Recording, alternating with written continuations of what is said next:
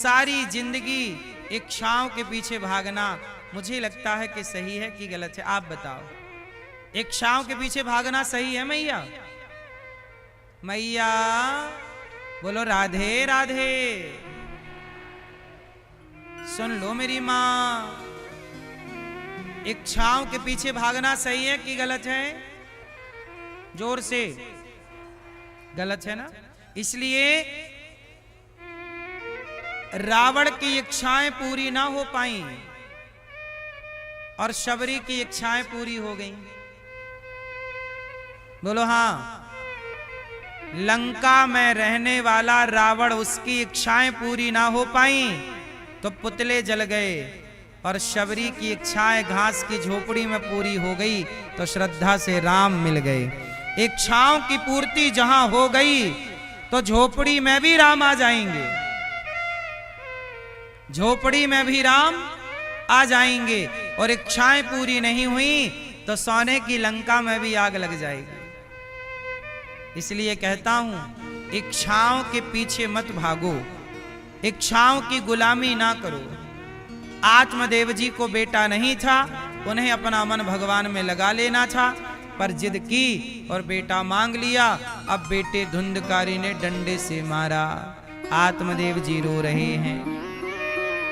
तब गौकर्ण जी ने समझाया, देहे स्थिमांस रुधिरे भीमतिम त्यजत्वम जाया सुतादिषु सदा ममतां विमुञ्च पश्यानिशं जगदिदं क्षणभङ्गनिष्ठं वैराग्यरागिरसिको भवभक्तिनिष्ठः। अब गौकर्ण जी ने जो ज्ञान अपने पिता को दिया, कहो तो मैं वो ज्ञान आपको दे दूं? जोर से। किस किस को दे दूं? आप लोग हाथ नहीं उठा रहे हैं मेरी मां। सुनो, गौकर्ण जी ने कहा, पिताजी देहे स्थिमांस रुधिरे भीमतिम त्यजत्वम। आप कहते हो कि बेटे ने साथ छोड़ दिया, आप कहते हो कि बेटे ने हमें धोखा दे दिया, मारा। अच्छा एक बात बताओ, अच्छा मैया बताओ, सबसे बड़ा धोखेबाज कौन है? लाल मैया, मेरी प्यारी मां, सब लोग बताओ, सबसे बड़ा। मैया जा रही हो?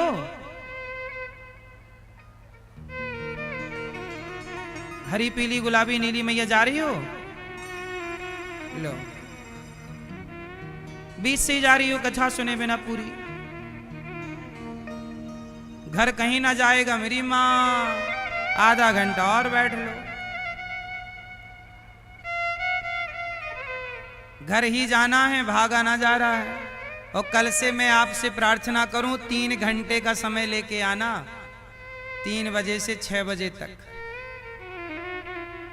सुनना पूरी बात। चलो मैं आपसे पूछ रहा था, बताओ सबसे बड़ा धोखेबाज कौन है? जोर से। हाँ, सबसे बड़ा धोखेबाज मन है। बिल्कुल आपकी बात से हम एग्री हैं। सबसे बड़ा धोखेबाज कौन है? मन। पर मैं यहां पर मन की बात नहीं कर रहा हूं, और भी कोई है सबसे बड़ा धोखे। मन तो है, नो डाउट, पर और भी कोई है जो धोखेबाज है। बताओ कौन? मन बहुत बड़ा धोखेबाज है। आपका मन देखो, इतना बड़ा धोखेबाज है कि आपका मन संसार में लगता है, भगवान में नहीं लगता। संसार में लगा तो संसार के लोग शमशान तक छोड़ के चले गए। बोलो हाँ। अच्छा, सबसे बड़ा धोखेबाज कौन है? फिर से बोलो एक बार। आपको सबसे ज्यादा धोखा कौन दे रहा है? कौन? आपका शरीर। बोलो मेरा, बोलो मेरा। आपका शरीर आपको धोखा दे रहा है। क्यों मैया? सही है। मैया आप चाहती थी कि आप बुढ़ी हो जाएं? नहीं, पर आप बूढ़ी हो रही हो कि नहीं? बोलो हाँ। क्यों मैया? आप चाह रही थी कि आपके बाल सफेद हो जाएं, पर आपके बाल सफेद होने लग गए, बुढ़ापा आने लग गया। इसका मतलब ये हुआ कि आपका शरीर आपको जोर से धोखा दे रहा है। हमारा मन नहीं है कि हम बुढ़े हो जाएं, पर हमारा शरीर हमें बुढ़ा बना रहा है। इसका मतलब हमारा शरीर बहुत बड़ा धोखेबाज है। जरा सोचिए कि आपकी आंखें धोखेबाज हैं, कब इनमें कम दिखने लग जाए। कान बड़े धोखेबाज, कब सुनाई कम पड़ने लग जाए। कमर धोखेबाज, कब कमर में दर्द पैदा हो जाए। घुटने धोखेबाज, कब घुटना कम करना छोड़ दें। शरीर कब धोखा दे दे, कब बिस्तर पे पड़ जाए। शरीर धोखेबाज है। इसलिए कहता हूं, इस धोखेबाज शरीर को एक दिन ये शरीर किसी काम का नहीं रहेगा। तो जब तक शरीर काम करता है तब तक दौड़ दौड़ के भगवान की कथा सुन लो, आंखों से भगवान को देख लो, कानों से भगवान की कथा सुन लो, हाथों से दान पुण्य कर लो, क्योंकि एक दिन बाद शरीर आपको धोखा दे देगा। फिर आप चाहोगे, कई बार आपने देखा होगा बुढ़ापे में लोगों का बंद हो जाता है मुंह, मतलब बोल नहीं पाते। ये बात सही है कि गलत है? बुढ़ापे में कुछ लोग नहीं, पैरालाइसिस हो जाता है तो बोल नहीं पाते। आप बोल रहे हो तो खूब नाम जप कर लो, राम राम कृष्ण कृष्ण खूब जप लो। जब तक देख सकते हो तो आ करके वृंदावन गौरी गोपाल भगवान को, बिहारी जी को देख लो। चल सकते हो तो चल लो बिहारी जी की ओर। एक दिन तो पांव नहीं काम करेंगे, आंख नहीं काम करेगी। इसलिए कहता हूं मेरी मां कि शरीर धोखा देगा आपको। आप कहते हो कि पत्नी ने धोखा दिया, परिवार ने धोखा दिया, साथ पत्नी ने छोड़ दिया, पुत्र ने छोड़ दिया। अरे साथ तो शरीर भी छोड़ देता है एक दिन। सच बताओ, आपका शरीर आपका सगा है? जोर से, क्या आपका शरीर आपका सगा है? जब आपका शरीर आपका सगा नहीं है तो शरीर से संबंध रखने वाले लोग आपके सगे कैसे हो जाएंगे? तो सच बताओ, आपका सगा कौन है? आपका सगा कौन है? जोर से। हाँ, आपके सगे कौन? इसलिए कहता हूं, नाता एक राम जी से दूजा नाता तोड़ दे। सगे भगवान हैं। हम अपने सगे को नहीं पहचान रहे। हम लोग कहते हैं ये हमारा सगा है, ये हमारा सगा है। मेरी मां, दगा किसी का सगा नहीं है। किया नहीं तो कर देखो, जिसने जिसने दगा किया है जाकर उसका घर देखो। दगा किसी का, ये संसार दगा है। बोलो हाँ। हाँ,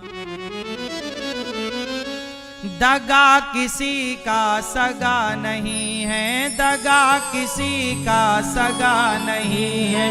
किया नहीं तो कर देखो, जिसने जिसने दगा किया है जाकर उसका घर देखो। ये संसार हमारा सगा। दगा किया था रावण ने जब साधु भेष बनाया था। भिक्षा लेने गया था लेकिन सीता को हर लाया था। लंका नगरी राख बनाई, पल भर में हनुमत देखो। जिसने जिसने दगा किया है जाकर उसका घर देखो। आपसे कहता हूं, किसी के साथ धोखा ना करना, दगा ना करना, और संसार को सगा ना कहना। तो आज से कितने लोग सगा भगवान को कहेंगे? हमारे सगे कौन? हाँ, कौरव पांडव जुआ है खेले, शकुनी पासे फेंक रहा, दुर्योधन की चालाकी को नटवर नागर देख रहा। आप कितने भी होशियार बन जाओ, पर आपकी होशियारी कौन देख रहा है? हाँ, कौरव पांडव जुआ है खेले, शकुनी पासे फेंक रहा, दुर्योधन की दादागिरी को नटवर नागर देख रहा। बिना शत्रु के वंश मिटाया, लीला नटवर की देखो, जिसने जिसने दगा किया है, जाकर उसका घर देखो। जिसने जिसने दगा किया है, जाकर उसका। हमारे भगवान हैं, इसलिए कहता हूं मेरी माँ, भगवान के सिवा किसी से आप ये मत कहना कि ये मेरा है। ये सांसारिक रिश्ते हैं, ठीक है, व्यवहार में कहना पड़ता है ये भी मेरा है, पर भगवान के सिवा मेरा कोई नहीं। अच्छा ये बताओ, आपके कितने रिश्तेदार हैं मैया? हाँ, कितने रिश्तेदार? हमारे दो ही रिश्तेदार। मैया जी तुम्हारे कितने रिश्तेदार? मैया कितने रिश्तेदार हैं आपके? हमारे कितने? हाँ, हमारे दो ही रिश्तेदार। एक हमारी राधा रानी, एक हमारी राधा रानी, और दूजे बाके बिहारी सरकार। हमारे दो ही रिश्तेदार। राधे राधे, जय हो, जय जय।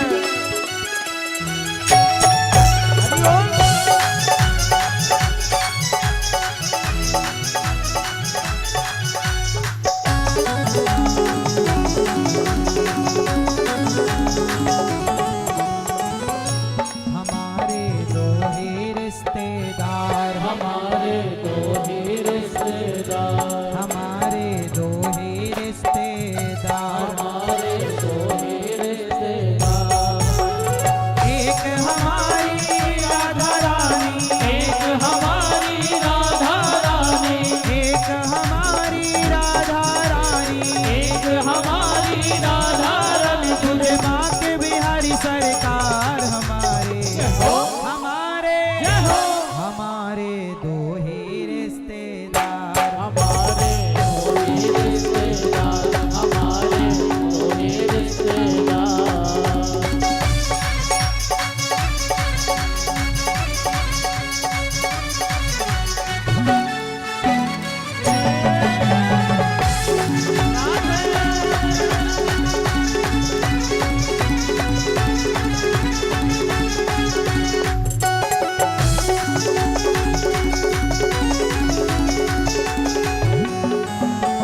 सेठ हमारे बाके बिहारी, सेठ हमारे बाके बिहारी, सेठानी ब्रस भानु दुलारी, सेठानी ब्रज भार दुलारी। जो कोई जपता राधे राधे, जो कोई जपता राधे राधे, जो कोई जपता राधे राधे, जो कोई जपता राधे राधे, हो जाए भव से पार। हमारे हमारे हमारे दो ही रिश्तेदार, हमारे दो ही रिश्तेदार, हमारे दो ही रिश्तेदार।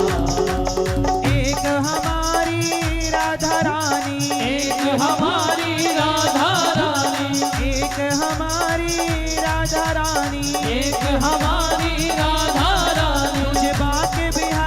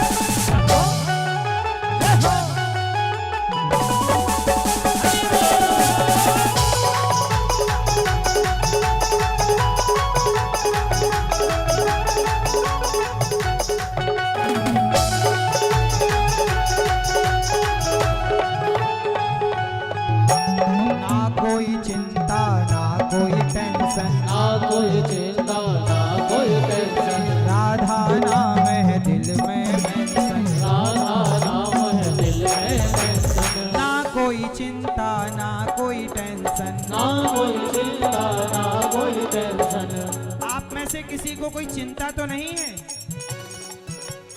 ना कोई चिंता ना कोई टेंशन, ना कोई चिंता ना कोई टेंशन, हमें कोई चिंता नहीं है। क्यों? क्योंकि राधा नाम है दिल में मेंशन, राधा नाम है दिल में मेंशन, राधा नाम है दिल में मेंशन, राधा नाम है दिल में मेंशन। ना कोई चिंता ना कोई टेंशन, ना कोई चिंता ना कोई टेंशन, राधा नाम है दिल में मेंशन, राधा नाम है दिल में मेंशन। हरि सभा में कह सकते हैं, हरि सभा में कह सकते हैं, हरि सभा में कह सकते हैं, हरि सभा में कह सकते हैं। हम भरी सभा में कह सकते हैं। क्या? भरी सभा में कह सकते हैं, हरि सभा में कह सकते हैं। आई लव यू सरकार हमारे, हमारे हमारे दो ही रिश्तेदार, हमारे दो ही रिश्तेदार, हमारे दो ही रिश्तेदार, हमारे दो ही रिश्तेदार, हमारे दो ही रिश्तेदार। एक हमारी राधा रानी, एक हमारी राधा रानी, एक हमारी राधा रानी, एक हमारी राधा रानी। ये बाके बिहारी सरकार हमारे, जय हो, हमारे जय हो। हमारे दो ही रिश्तेदार, हमारे दो ही रिश्तेदार, हमारे दो ही रिश्तेदार, हमारे दो ही रिश्तेदार, हमारे दो ही रिश्तेदार, हमारे दो ही रिश्तेदार, हमारे दो ही रिश्तेदार, हमारे दो ही रिश्तेदार, हमारे दो ही रिश्तेदार, हमारे दो ही रिश्तेदार, हमारे दो ही रिश्तेदार, हमारे दो ही रिश्तेदार, हमारे दो ही रिश्तेदार। बोलिए राधा रानी सरकार की। जय हो। ना कोई चिंता ना कोई टेंशन, राधा नाम है दिल में मेंशन, भरी सभा में कह सकते हैं। सब लोग बैठ जाओ भैया। भरी सभा में कह सकते हैं, आई लव यू सरकार हमारे। आई लव यू कहना है तो बिहारी जी को कहा करो, भगवान को कहा करो, राधा रानी उनके सिवा हमारा कोई नहीं, श्याम सुंदर के सिवा हमारा कोई नहीं। भरी सभा में कह सकते हैं, आई लव यू सरकार हमारे दो ही रिश्तेदार। मैया जी तुम्हारे कितने रिश्तेदार।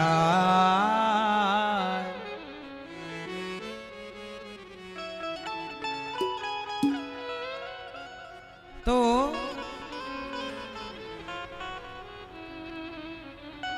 गौकर्ण जी आत्मदेव जी को समझा रहे हैं कि पिताजी धर्मम भजस्व सततम त्यजलोक धर्मान सेवस्व साधु। मैया ओ भैया, मैया बैठ जाओ भैया, सब लोगों से मेरी विनती है, बोलो राधे राधे। सब लोग बैठ जाओ, सब खड़े ना रहो, 10-15 मिनट और समय दो, प्रेम से बैठो, शांति से बैठ जाओ। देखो ये मैया हमारी कितनी अच्छी हैं, बैठ जाती हैं जल्दी। आप सब बैठ जाओ। श्री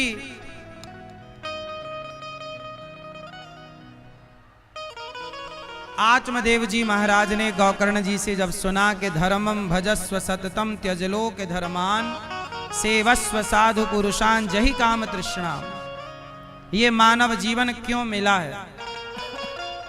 धर्मम भजस्व सततम त्यजलोक धर्मान, हमें यह मानव शरीर सेवा के लिए मिला है। गौकर्ण जी की बातें आत्मदेव जी ने सुनी, भगवत प्राप्ति कर ली और भगवान के चिंतन में लग गए। ये मानव शरीर बड़ा अनमोल है।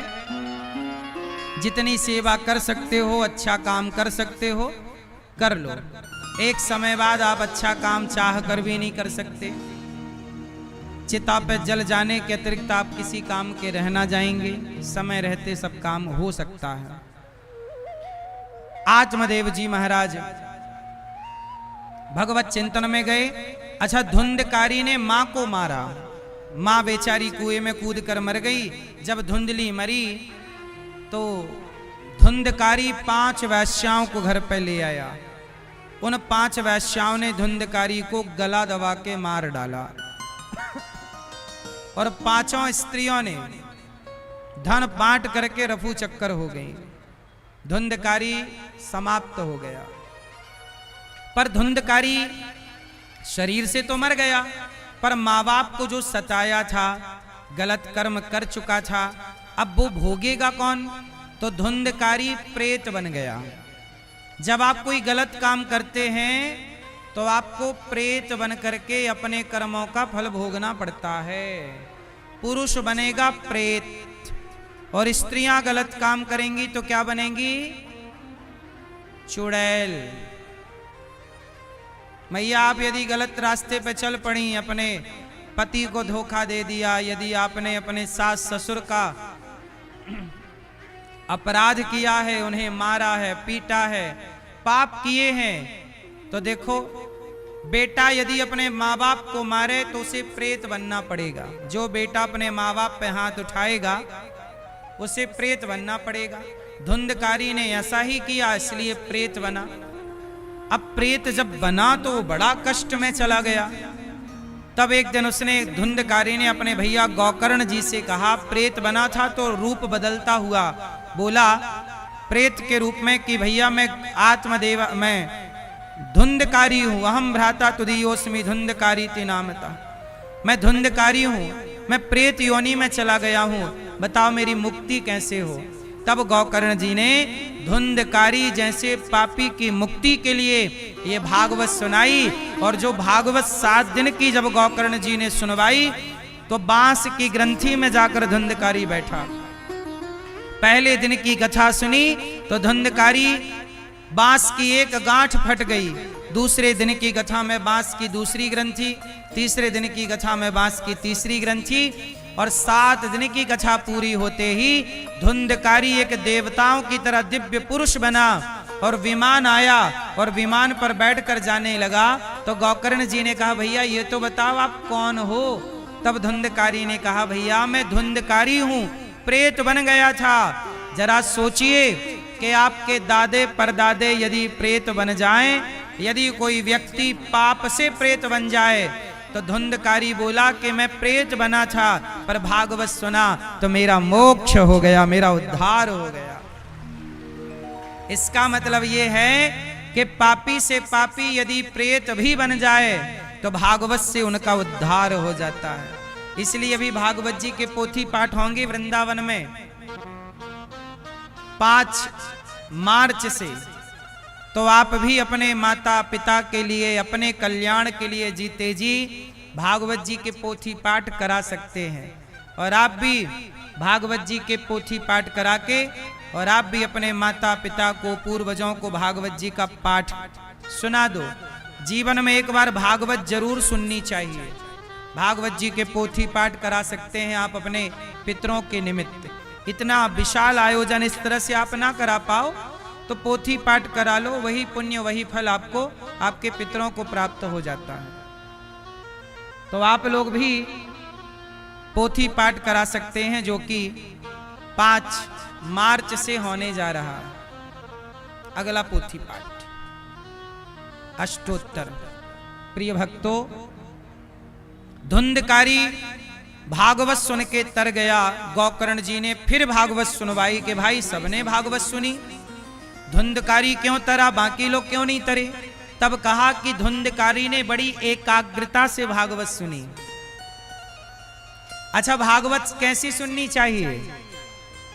ऐसे नहीं सुननी चाहिए कि आप खड़े हैं तो खड़े हैं, जगह बैठने की है तो भी आप नहीं बैठ रहे हैं, शोर कर रहे हैं, किसी को सुनने नहीं दे रहे हैं। ऐसा नहीं भागवत सुनना चाहिए। भागवत ऐसी सुनो, जब घर से आओ तो पूरा भागवत सुनने का संकल्प लेकर आओ, शांति से 3 घंटे का टाइम निकाल कर आओ, जब तक कथा की पहली आरती से लेके आखिरी की आरती तक आपकी उपस्थिति हो। पूरा भागवत सुनेंगे, पूरा भागवत को धारण करेंगे, तब जाके आप पुण्य के पूर्ण अधिकारी बनते हैं। इसलिए कहते हैं कि धुंधकारी ने भागवत सुनी और सुनकर के उसका अनुमोदन किया और बाकी लोगों ने नहीं किया। तब गोकर्ण जी ने दूसरी बार भागवत सुनवाई, और जब भागवत सुनवाई तो कहते हैं कि चींटी, कुत्ता, बिल्ली, पशु, पक्षी, अब ये रक्सौल में जो कथा हो रही है, अब यहाँ जितने लोग यहाँ कथा सुन रहे हैं, और केवल आप नहीं सुन रहे हैं, इस मैदान में कितनी चींटियां, कितने पक्षी, कितने पशु, धोखे से भी किसी के कान में भगवान की कथा का, भगवान का एक नाम चला गया तो वह जीव भी भगवत धाम चला जाएगा, भगवत प्राप्ति का अधिकारी हो जाएगा, केवल कथा सुनने मात्र से। ये कथा सुनने की महिमा है। इसलिए कहता हूं कि बड़ी श्रद्धा से सुनना चाहिए। गोकर्ण जी ने सुनाई, सब भगवत धाम गए, भगवान ने गोकर्ण जी को हृदय से लगाया। श्रोता वक्ता का निरूपण किया। भागवत में श्रोता कैसे होने चाहिए? श्रोता 3 तरह के होते हैं। एक श्रोता जो केवल कथा सुने, एक श्रोता जो बातें करें, cutter cutter cutter cutter cutter cutter, और तीसरे हैं सोता, सो जाएं बेचारे।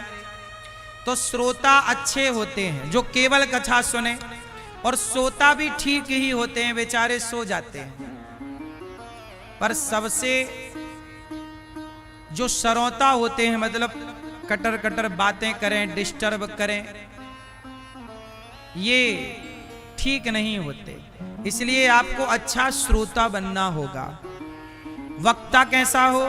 विरक्तो वैष्णवो विप्रो वेद शास्त्र विशुद्धिकृत दृष्टांत कुशलो धीरो वक्ता कार्योति निष्प्रहा। विरक्त, भैया चुप रहो, मेरी माँ, ये लड़के बच्चे खड़े हैं, बेटा बैठ जाओ। आप लोग बैठ क्यों नहीं जा रहे हो? वहीं जहां खड़े हो बैठो, बैठ जाओ, आप लोग बैठो। तो गोकर्ण जी महाराज ने, सुखदेव भगवान ने निरूपण किया, वक्ता कैसा? विरक्तो वैष्णवो विप्रो वेद शास्त्र विशुद्धिकृत दृष्टांत कुशलो धीरो वक्ता कार्योति निष्प्रहा।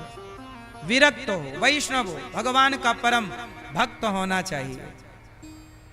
वक्ता कैसा हो? जो केवल कथा सुनाए और कथा के द्वारा आपके हृदय में भक्ति का दीपक प्रज्वलित कर दे, दीपक जलाए, वो वक्ता होना चाहिए। और श्रोता कैसा हो? जिसका हृदय कथा सुनने के बाद, जिसके जीवन में कथा के बाद बदलाव आए। आप सबके जीवन में बदलाव आएगा कथा के बाद, बस श्रद्धा से सुनिएगा 7 दिन। इन 7 दिनों के बाद देखिए, आपके अंदर कोई कामना है, कोई इच्छा है, तो वो कामना लेके भागवत जी में बैठ जाइए और 7 दिन प्रेम से भागवत सुनिए। जो कामना आपकी होगी, केवल हमारे यजमान परिवार की तो कामना पूरी होगी, आप में से किसी की भी कोई इच्छा है और आप उस इच्छा को आज बोल लीजिए कि हे भागवत जी, हे प्रभु, आज मेरी ये कामना है, और वो कामना लेके आप 7 दिन प्रेम से भागवत सुनिए। आपके भागवत से ही आपकी वो कामना पूरी हो जाएगी। जो जिस भाव से सुनता है, जाकी रही भावना जैसी। भगवान को जो जिस भाव से भजता है, भगवान उसकी वह कामना निश्चित पूरी करते हैं। भागवत जी उसकी वह कामना जरूर पूरी करते हैं। इसलिए भागवत सुना करिए और प्रेम से सुनिए। नारद जी महाराज सनकादियों के मध्य भगवान प्रकट हो गए। भगवान ने सबको हृदय से लगाया, सब भगवत धाम चले गए। जन्माद्यस्य यतोऽन्वयादितरतस् चार्थे स्वभिज्ञः स्वराट् तेने ब्रह्म हृदयादि कवये मुह्यन्ति यत्सूरयः तेजो वारिमृदां यथा विनिमयो यत्र त्रिसर्गो मृषा धाम्ना स्वेन सदा निरस्तकुहकं सत्यं परं धीमहि। सोचिए, आप लोगों को भागवत सुनने को मिल रही है। इस भागवत जी की तैयारी हमारी मैया श्रीमती वन्नी शिखा जी और श्री राजेंद्र जी, आपने कई महीने पहले से, हम कुछ घंटों के लिए आए थे ना पिछली बार रक्सौल, थोड़ी सी देर के लिए, तभी से, तब जब हम आए थे तभी से इस कथा का बीज बो दिया गया था। और आपकी मेहनत से देखिए इतना बड़ा आयोजन पुनः यहाँ रक्सौल में हो रहा है। इसलिए आप सब प्रेम से कथा सुने और इस कथा का लाभ लें 7 दिन का। ये तैयारियां कोई एक दिन में नहीं हो गई, कई महीने से तैयारियां चल रही थी। कितनी तैयारियां करनी पड़ी, तब कहीं जाकर ये आप इस तरह भागवत सुन रहे हैं। इसलिए आप सब बड़े भाग्यशाली हैं भक्तों कि आपके नगर में स्वयं भगवान जी भागवत के रूप में चल करके आए हैं। ये देखिए, ये ठाकुर जी, ये हमारे श्याम सुंदर आए हैं, गौरी गोपाल भगवान आए हैं, चल करके बिहारी जी भागवत जी के रूप में आए हैं। इसलिए आपके द्वार पर यदि भगवान आए हैं तो भगवान की कथा श्रद्धा और प्रेम से सुनना आपका धर्म है, कर्तव्य। ठीक है, तो आप बड़े भाव से इसी तरह, और कल अपने पड़ोसियों को भी बोलिएगा कि भाई घर पर क्यों बैठना है, चलो प्रत्यक्ष कथा सुन लो 7 दिन की। यहाँ आने से भगवान सबकी हाजिरी लगा रहे होंगे कि अच्छा ये भक्त आए हैं। आपके सबका नाम ईश्वर की डायरी में है कि इन्होंने भागवत सुनी है। भागवत जी का महात्म तो हुआ, अब भागवत जी की पावन कथा जरा ध्यान से सुनो। जन्माद्यस्य यतोऽन्वयादितरतस्य, जन्म आदि यस्य जन्माद्यस्य, जिस परमात्मा के द्वारा सृष्टि का जन्म होता है। अच्छा ये बताओ, भगवान क्या करते हैं?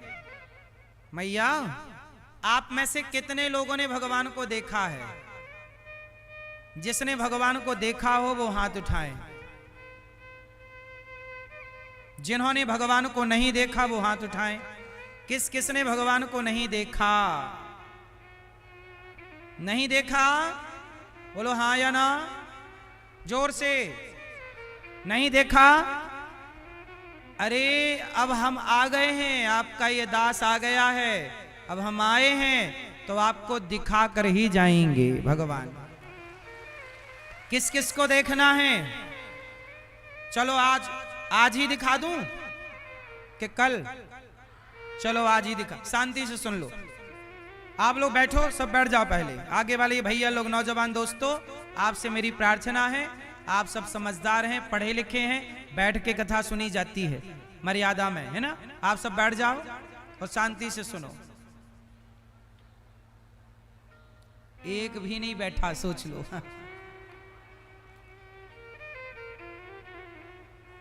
सुनो, आप लोगों ने कहा कि महाराज जी हमने भगवान को नहीं देखा।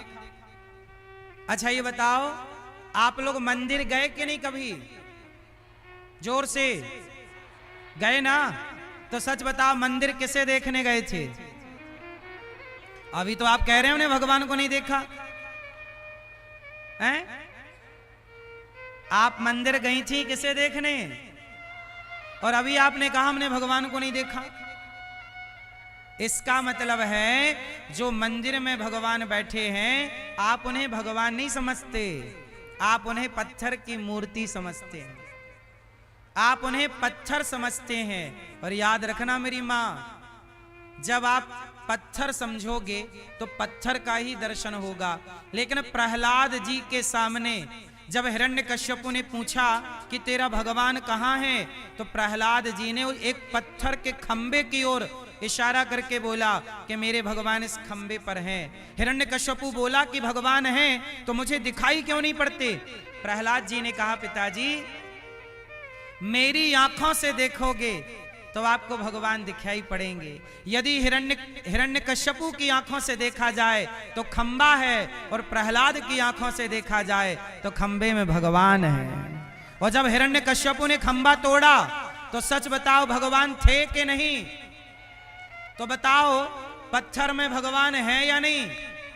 अरे भगवान तो पत्थर में भी है, मंदिर में भी है, माता में, पिता में, पक्षी में, पशु में, हर जीव में भगवान है। कोई देखने वाला प्रहलाद तो हो। आपने कहा कि मैंने भगवान को नहीं देखा। मंदिर तो जाते हो ना भक्तों, किसे देखने जाते हो? मानो तो मैं गंगा मां हूं और ना मानो तो बहता।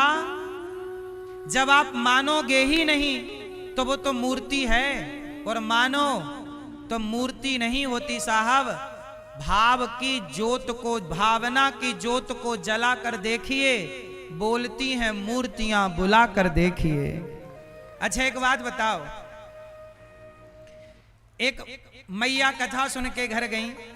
पति ने, मैया जैसे मैया घर जा रही है कथा सुन के, अब पति ने कहा क्या सुन के आई? तो मैया ने कह दिया कि मैं सुन के आई हूं कि भगवान सब जगह रहते हैं। तो पति ने कहा कि सब जगह रहते हैं तो जरा हमें दिखाओ कहां भगवान है। तो पत्नी से पीछे पड़ गया पति कि चलो बताओ भगवान कहां है। पत्नी बोली सब जगह है। तो पति बोला कि सब जगह है तो दिखाओ। पत्नी बोली कि मैं दिखा कैसे दूं आपको? अब बेचारा पति पीछे पड़ा है, भगवान है तो दिखाओ, भगवान है तो दिखाओ। अब पत्नी कैसे समझाए? अच्छा मैया एक बात बताओ, आपके पति आपसे कहने लग जाएं कि भगवान है तो दिखाओ, आपका बेटा आपसे कहने लग जाए कि भगवान है तो दिखाओ, तो आप क्या उत्तर दोगी? आओ इस प्रश्न का उत्तर क्या होगा जरा सुनिएगा। एक पति ने पत्नी से कहा कि तेरा भगवान है तो जरा दिखा। पत्नी चुप रही। एक दिन पति के सिर में दर्द हुआ।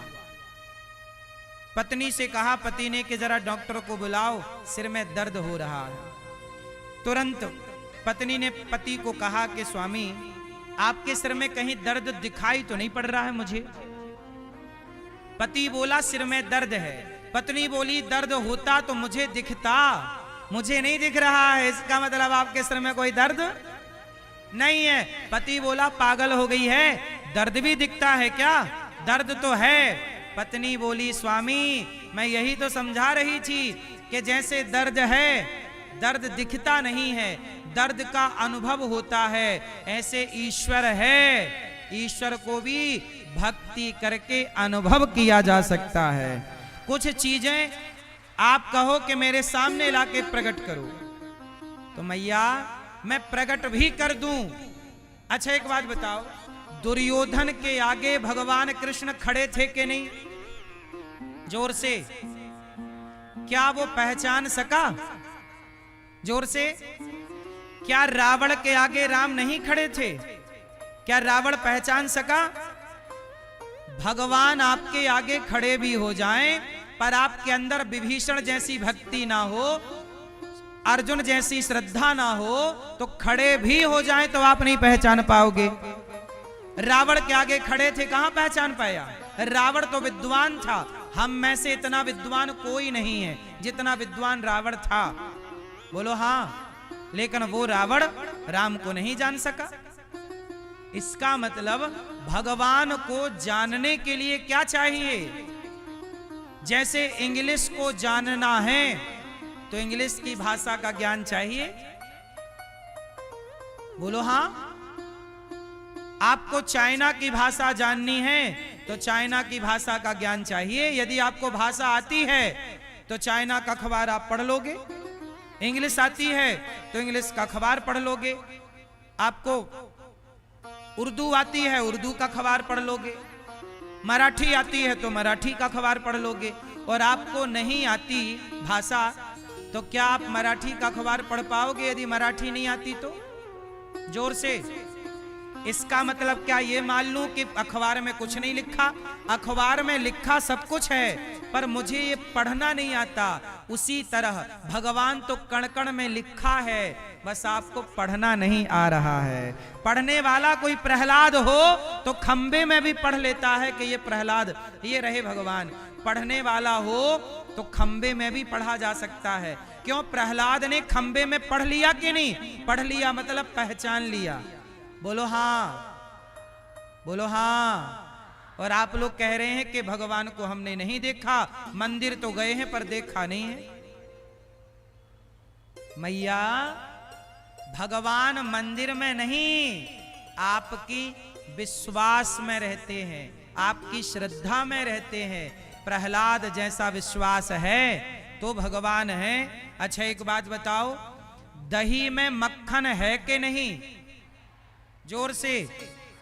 तो फिर आप दही से कहो कि दही भाई साहब जरा मक्खन प्रकट करके दिखाओ, हे दही भगवान पर मक्खन निकालो। क्या आपकी प्रार्थना करने से निकल जाएगा? क्या आपकी स्तुति करने से निकल जाएगा? जब तक दही का मंथन ना हो तब तक मक्खन तक पहुंचा जा सकता है। बिना मंथन के मक्खन तक नहीं पहुंचा जा सकता। ऐसे बिना भक्ति के, बिना प्रेम के भगवान तक नहीं पहुंचा जा सकता।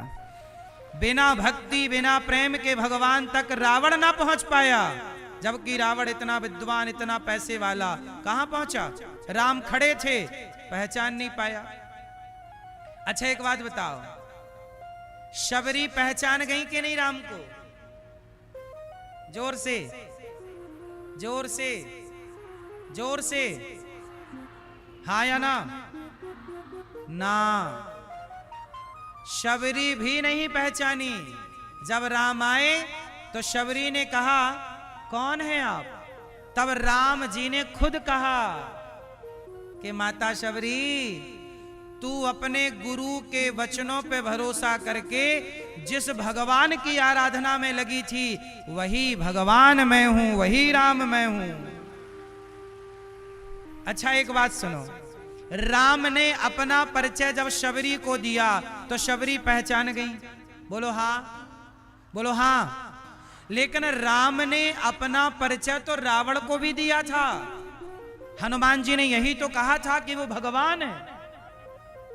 कहां पहचाना रावण? अंगद जी ने जाकर यही तो कहा कि वो भगवान है। कहां पहचाना रावण? इसका मतलब है कि भगवान कृपा करें तो शबरी जैसी अनपढ़ महिला भी